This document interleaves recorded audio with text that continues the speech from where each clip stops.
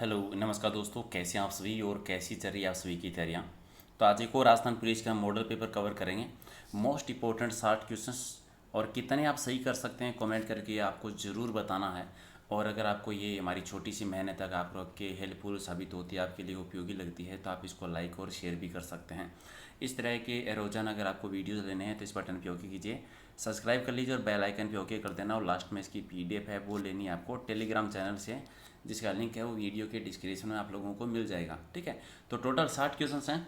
पूरा वीडियो देखना है, प्रत्येक क्वेश्चन का आंसर देना है और लास्ट में टोटल आपको स्कोर बताना है।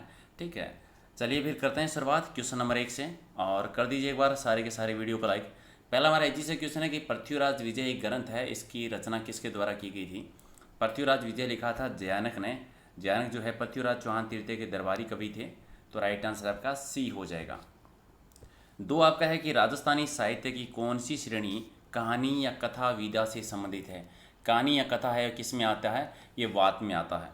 वात श्रेणी जो आती है, राइट आंसर 1 नंबर आपका सही आंसर है। 3 है कि इनमें से कौन सा कारण है वो राजस्थान में मरुस्थलीकरण का नहीं है।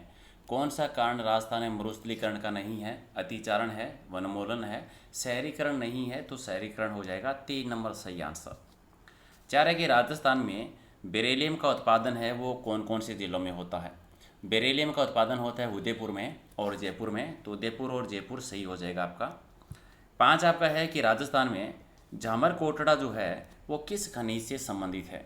झामर कोटड़ा का संबंध है वो है रॉक फास्फेट से, रॉक फास्फेट, तो सी आपका राइट आंसर।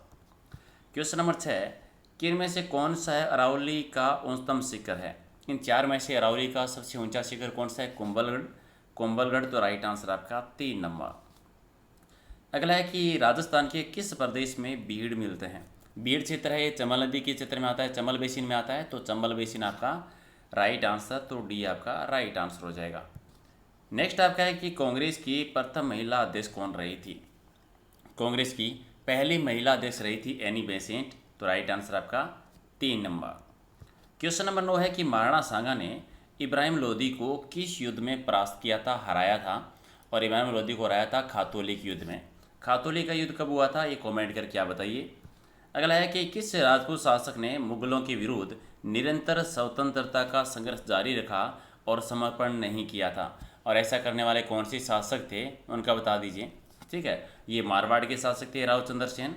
मारवाड़ के रावचंद्र सेन, जिनको मारवाड़ का महाराणा प्रताप भी कहते हैं, वीर समर्ति शासक भी कहते हैं, भोला बिसरा राजा भी कहते हैं, और महाराणा प्रताप का अग्रगामी भी कह देते हैं। 11 है कि राजस्थान में लोक नृत्य दे रखे हैं और क्षेत्र दे रखा है, इसी में से एक जोड़ा है वो आपका गलत है। गीदड़ नृत्य शेखावाटी में होता है, सही है। ढोल नृत्य जालौर में होता है, सही है। बमरसिया नृत्य बीकानेर में गलत है, क्योंकि बमरसिया नृत्य होता है भरतपुर क्षेत्र में होता है। ये होता है भरतपुर क्षेत्र में होता है, डांडिया मारवाड़ में होता है। यहीं पर याद रखिए, शेखावाटी में गिद्दर नृत्य है, चंग नृत्य है, डप नृत्य है, कच्ची घोड़ी नृत्य है, लऊर नृत्य है। जालौर में ढोल नृत्य है और लुम्बन नृत्य है। बमरसिया है वो भरतपुर में आता है। चरकुला नृत्य भी वहीं पर होता है। डांडिया नृत्य मारवाड़ में और घुड़ला नृत्य भी मारवाड़ में होता है। 12 आपका है कि भीलों का प्रसिद्ध लोकनाट्य कौन सा है। भीलों का प्रसिद्ध लोकनाट्य आता है गौरी। गौरी लोकनाट्य 1 नंबर आपका राइट आंसर। अगला है कि गोपी जी भट्ट जो है वो राजस्थान की किस लोक नृत्य शैली के कलाकार हैं। गोपी जी भट्ट है तमाशा शैली के, तमाशा शैली, तो राइट आंसर आपका 1 नंबर। क्वेश्चन नंबर 14 कि लोक देवता मल्लीनाथ जी का मंदिर है वो राजस्थान में कहाँ पर बना हुआ है। मल्लीनाथ जी का मंदिर है तिलवाड़ा में, और तिलवाड़ा आपका आता है बाड़मेर जिले में। पशु मेला भी बढ़ता है वहाँ पर, अगर आपको याद है, राजस्थान का सबसे प्राचीन पशु मेला है। चले, कौन सी नदी के किनारे बढ़ता है वो आप कमेंट करके बताइए। इनमें से कौन सी राजस्थान की लोक देवी नहीं है। राजस्थान की लोक देवी हिंडवी माता जो है ये राजस्थान की नहीं आती है, तो राइट आंसर आपका डी हो जाएगा। 16 है कि त्रिपिटक ग्रंथ जो है वो किस धर्म से संबंधित है। त्रिपिटक ग्रंथ आता है ये आपका बौद्ध धर्म से संबंधित है, बौद्ध धर्म, तो राइट आंसर आपका बी। 17 नंबर कि भारत का पहला आधुनिक पुरुष किसको माना जाता है। भारत के प्रथम आधुनिक पुरुष माना जाते हैं राजा राममोहन राय ने। अब ये बता दीजिए राजा राममोहन राय ने कौन सी संस्था की स्थापना की थी और कब की थी, ये आप कमेंट करके बताइए। अगला है कि राजस्थान में ब्लू पोट्री का प्रमुख केंद्र कौन सा है। ब्लू पोट्री का केंद्र है जयपुर, मानसी के टाइम पर आई थी। अब यहाँ पर एक क्वेश्चन का आंसर देना है कि ब्लू पोट्री का स्वर्णकाल है वो किसके शासनकाल को माना जाता है। स्वर्णकाल बताना है, मानसी काल में शुरुआत होती है जयपुर की। इनमें से कौन सा जोड़ा गलत है। बनेश्वर मेला डूंगरपुर में सही है आपका। बादशाह का मेला ब्यावर अजमेर में सही है।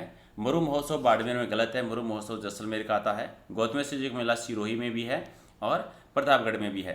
तो आप बताइए बाड़मेर का क्या प्रसिद्ध है, बाड़मेर का कौन सा महोत्सव प्रसिद्ध है? बेलून महोत्सव प्रसिद्ध है या कोई और महोत्सव, जो भी होता है आप कमेंट करके बताइए। सी आपका गलत है इसमें।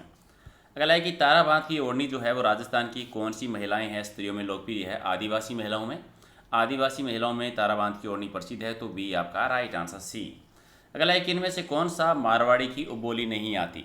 मारवाड़ी की उपबोली कौन सी नहीं? बीकानेरी है, नागरचोल नहीं है, जोधपुरी भी है, थल्ली भी है। नागरचोल नहीं आती क्योंकि ढूंढाड़ी क्षेत्र में आ जाती है ये, तो बी आपका राइट आंसर। अगला है कि सबसे पहले मानव ने किस धातु का उपयोग किया था? सबसे पहले कौन सी धातु का? तांबे का यूज किया था, तांबे का, तो राइट आंसर आपका 3 नंबर।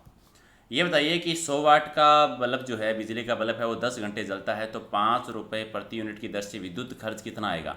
100 वाट बिजली का बल्ब अगर 10 घंटे जलेगा तो कितने यूनिट निकलेगा? एक, और तो 1 यूनिट का 5 रुपये, तो कितने रुपये खर्च आ जाएगा? 5 रुपये का खर्च आएगा, तो राइट आंसर आपका 1 नंबर। अगला एक, इनमें से कौन सी विद्युत का अच्छा सुचालक है? विद्युत का अच्छा सुचालक कौन सा है? चांदी। अच्छा सुचालक चांदी होता है, तो राइट आंसर सी आपका।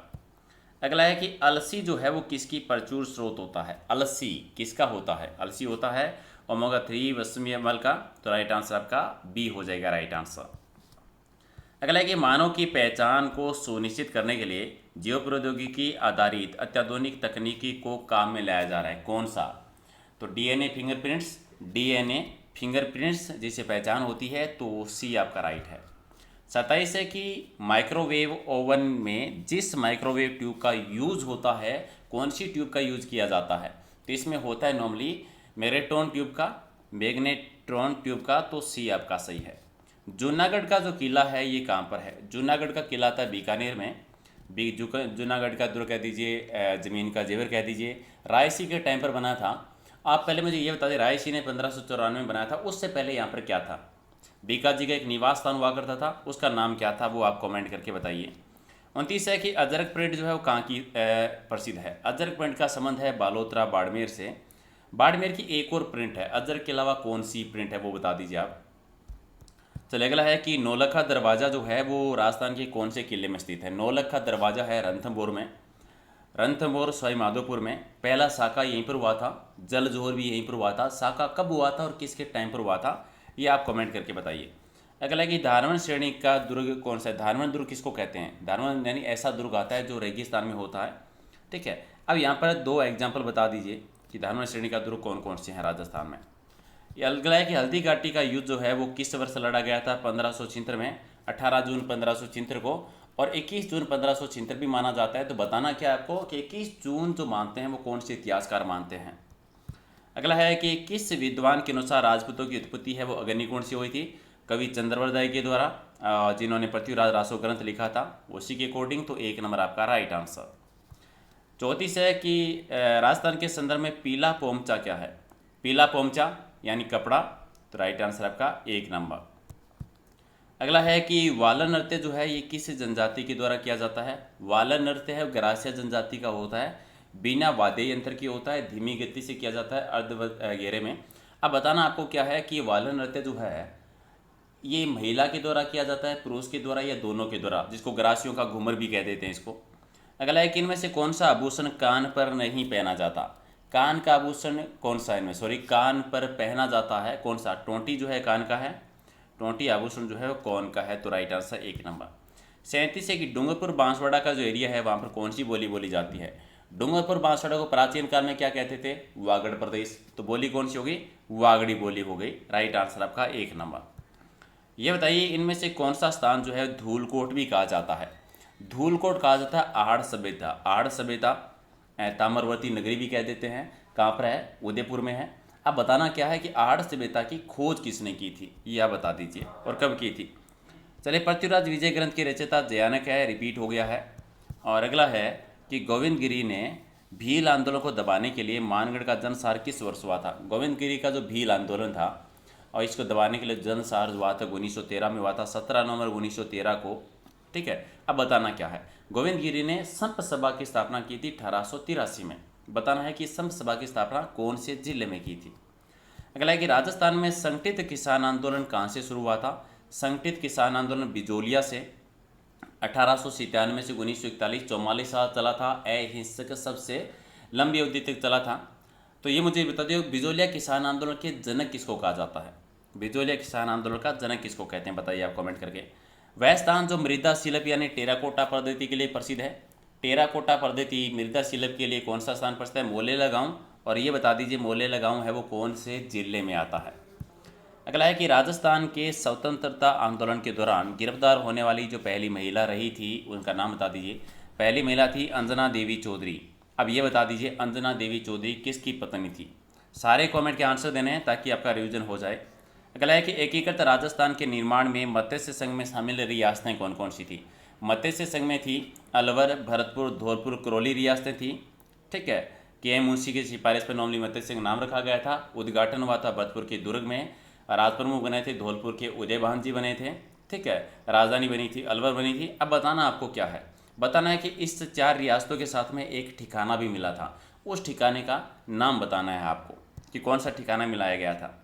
राजस्थान में 1857 की क्रांति के समय यहाँ के एजीजी यानी एजेंट टू गवर्नर जनरल कौन थे, बता दीजिए। 1857 की क्रांति पर कौन थे, जॉर्ज पैट्रिक लॉरेंस थे। 1857 की क्रांति की शुरुआत होती है 28 मई 1857 को नसीराबाद से। अब आपको बताना क्या है, एजीजी का पद है वो राजस्थान में कब लागू हुआ था और पहले एजीजी कौन बने थे, ये आप कमेंट करके बताइए। अगला है कि राजस्थान का एकीकरण है वो कितने चरणों में हुआ था, 7 चरणों में हुआ था। टोटल 7 चरणों में हुआ था। तो 1 नंबर आपका राइट आंसर, 2 आपका सही है। मेवाड़ के महाराणा भूपाल सिंह है वो किस वर्ष राजस्थान के महाराज प्रमुख बने थे। और देखिए मेवाड़ कब मिला था, मेवाड़ यानी उदयपुर। ठीक है, ये कब मिला था, तीसरे चरण में मिला था जो 1949 में हुआ था। तीसरे चरण में तो उसके राज प्रमुख बने थे और राजधानी भी बनी थी। तो राजस्थान के महाराज प्रमुख बने हैं ये 1949 में बनते हैं। और यहाँ पर ये बता दीजिए जो मेवाड़ रियासत का विलय होता है राजस्थान में तीसरे चरण में, तो तीसरे चरण का नाम क्या रखा गया था। अगला है कि मोरिजा बानोल खनन क्षेत्र जो है वो किसके लिए प्रसिद्ध है। मोरिजा ये है लोहा ऐशक के लिए प्रसिद्ध आता है। तो डी आपका राइट आंसर। और कौन से जिले में है ये आप कमेंट करके बताइए। जयपुर से आगरा का राष्ट्रीय राजमार्ग 11 जो था, जो जयपुर से आगरा को जोड़ता है, इसका नया नाम बता दीजिए कि नया नाम क्या रखा है। इसका नया नाम हो गया है NH-21 हो गया है। अगला है कि जैसलमेर जिले में पालीवाल ब्राह्मणों के द्वारा शुरू की गई परंपरागत जल संरक्षण की विधि क्या कहलाती है। जैसलमेर में सबसे ज़्यादा सिंचाई भी इसी से होती है, खड़ीन से होती है। तो 1 नंबर आपका राइट आंसर। चलिए इनमें से किसके लिए एक सरीस का प्रसिद्ध है, सरीस का अभ्यारण्य जो है वो किसके लिए प्रसिद्ध है, ये हरे कबूतरों के लिए प्रसिद्ध है। अब ये बताइए सरीस का है कहाँ पर। ठीक है, अगला है कि राजस्थान में निम्नलिखित में से कौन से जिले में लाल लोमी मिट्टी पाई जाती है। लाल लोमी मिट्टी है वो दक्षिण राजस्थान में, डूंगरपुर में, उदयपुर में। यहीं पर आप बताइए लाल लोमी मिट्टी पाई जाती है तो लाल काली मिट्टी कहाँ पर पाई जाती है। लाल काली मिट्टी का विस्तार राजस्थान के कौन से जिलों में है। 53 के इनमें से कौन सी नदी बंगाल की खाड़ी के अपवाह क्षेत्र तंत्र में शामिल नहीं होती, यानी अपना जल बंगाल की खाड़ी में कौन सी नदी है वो नहीं गिराती है। तो अनास नदी। तो राइट आंसर आपका बी हो जाएगा। 54 है कि राजस्थान राज्य सीमा को स्पर्श करने वाले भारतीय राज्यों की संख्या कितनी है। टोटल 5 राज्य लगते हैं। यहाँ पर बताइए सबसे ज़्यादा सीमा किसकी लगती है और सबसे कम सीमा किस राज्य की लगती है और कितनी लगती है। चलिए जिला दे रखा है, शास्त्र में आपको शीशा जस्ता का खनन क्षेत्र दे रखा है। तो इसमें से आपको क्या करना है, गलत पहचान करनी है। सवाई माधोपुर में चौथ का बरवाड़ा सही है, बीकानेर में जामसर सही है, उदयपुर में राजपुरा दरीबा गलत हो गया, भीलवाड़ा में रामपुरा आगुचा सही है। तो राजपुरा दरीबा उदयपुर ये हो जाएगा आपका राइट आंसर, सी सही आंसर है। अगला है कि निम्नलिखित जिलों में से सिंचाई के काम में ली जाती है, सिंचाई के काम में कौन सी झील आती है। जयसिंह झील आती है और राजसमंद झील आती है। जयसिंह और राजसिंह ने निर्माण करवाया था, याद होगा। चलिए कौन सी नदी का पानी रोककर करवाया था निर्माण, ये आप कमेंट करके बताओ। अगला है कि राजस्थान में निम्नलिखित में से कौन सा एक भौतिक विभाग सर्वाधिक एरिया वाला है। सबसे ज़्यादा क्षेत्रफल जो है किसका है, उत्तरी पश्चिम मरुस्थल एरिया का आता है। तो सबसे कम किसका है और कितना प्रतिशत है, ये आप कमेंट करके बताएंगे। अगला है कि राजस्थान के कौन से जिले में उड़िया पठार स्थित है। उड़िया पठार कौन से में है, सिरोही में आ जाता है। तो राइट आंसर आपका 1 नंबर। 59 है कि इनमें से कौन सा राजस्थान की जलवायु को प्रभावित करने वाला आधारभूत तत्व है। कौन सा प्रभावित करता है, समुद्र से दूरी। चलिए राजस्थान में ओनली 5 प्रकार की जलवायु होती है, लेकिन कोपेन के अनुसार राजस्थान को कितने जलवायु भागों में डिवाइड किया गया है। जलवायु प्रदेश बता दीजिए, कोपेन के अकॉर्डिंग नॉर्मली 5 आते हैं आपके। 60 है कि राजस्थान में मरुस्थलीकरण के लिए सबसे प्रभावी प्रक्रिया कौन सी है।